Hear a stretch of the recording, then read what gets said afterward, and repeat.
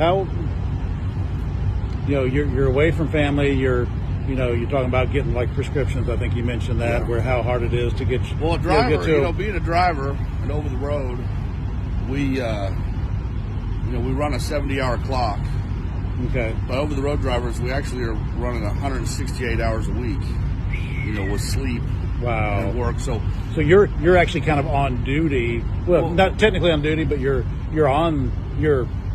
tied up.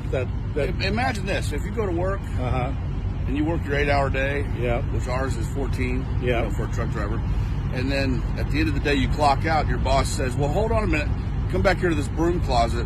I need you to stay with the store all night." You'd say, "Well, let me clock back in," right? Yeah. But we don't get to do that. They've tricked us into taking mileage pay, so we get all the miles we drive, but then at the end of the day we're stuck in a truck every night. So like I always say, we work all the hours. That's your home right there. Yeah. Oh yeah. Clifton Hay Farm's been pretty good to me, and if I need a job, reach out.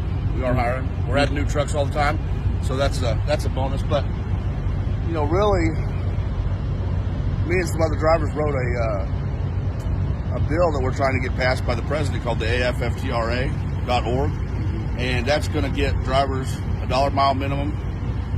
We want to get mandatory transparency for brokerages. Okay.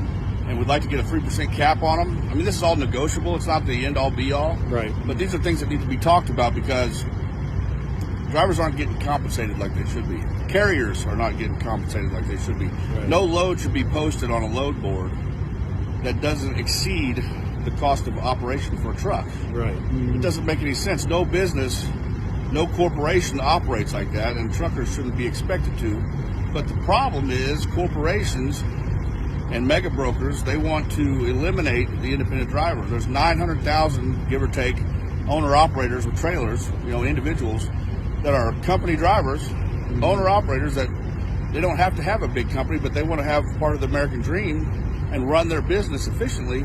And the load boards don't allow that to happen unless you're running direct freight, which is generally about $5 a mile. Right. If you have to go off the load board, you're looking at $1.80, $2.50 a mile. It costs $2.75 to operate a truck down the road.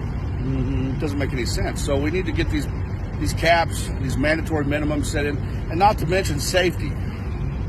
Safety's a big thing. When you got companies that are barely scraping by, they've got to cut their drivers out.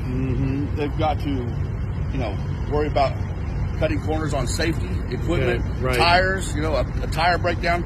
These guys can have a couple tires go down and it could be devastating. Yeah, you risk your life, particularly in a company that's really not taking care of the trucks. Right. And if we get the money in the carrier's pocket, like if we have a mandatory $5 a mile minimum, that's going to allow all the carriers to actually be profitable. Okay. Which is the name of the game. Right. To walk away, not breaking even, but having profit. Right. So, and mental health for truck drivers too. I mean, when we're making $1 a mile, that's going to compensate for being in the truck 168 hours a week.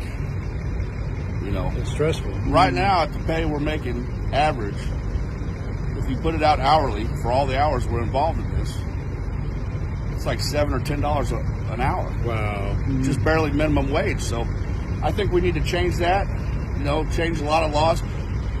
We got to have a conversation though. Yeah. And we got to unite. There's a couple other guys that have heard of Truckers Unite now. Okay. Vince, he went to the Washington. Yep. The White House. Did you see him? Yep. Yeah, he's a friend of mine. And, we just got to get together. Yep. And have a voice. Love it. Right. Well, thank you. Appreciate you. No problem. All right. Nice to meet you, Dean. Thank you much. Appreciate it.